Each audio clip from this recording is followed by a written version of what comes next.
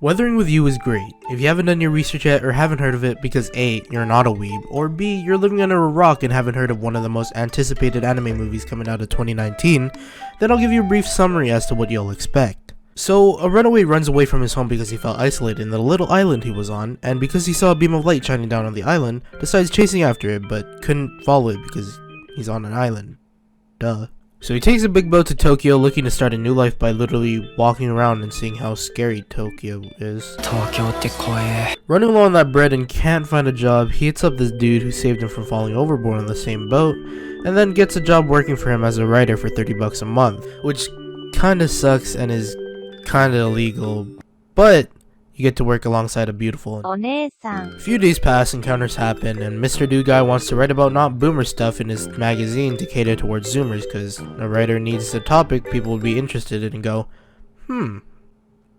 what? So he goes on to hunt to find Weather Girl who could ding ding ding, you guessed it, change weather, and then find out the theories behind her power. And then the story continues. You know, some of the characters were great. We got Hina Amano, the Weather Girl, and Hodoka, the regular person. We also got Nagi, the little bro of Hina, who's one of my favorites. The outgoing Natsumi, so in case weebs are like, I don't really like Hina, she's not really waifu material. And then Mr. Dude himself, aka Keisuke Suga.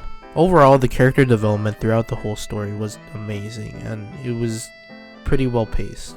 Here's a big spoiler, and it's for the people who already watched Weathering with You. So if you haven't watched it, why the fuck are you watching this shit?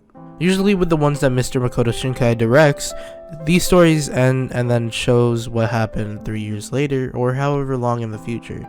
And in the end, for those who watched, the two reunite, which was all cute and shit, but I didn't really like how the interaction went down between the two. Because when you see someone you love and you haven't seen them for quite some time, you would usually say something better than, we're gonna be okay. You know what I mean? Like, I know he could have done better at the end, but I mean, it was alright, I guess. Also, it didn't really clarify what happened with Hina and Nagi because, like it showed before, they were going to meet with a social worker where they might get split up into different foster care or whatever the system is in Japan.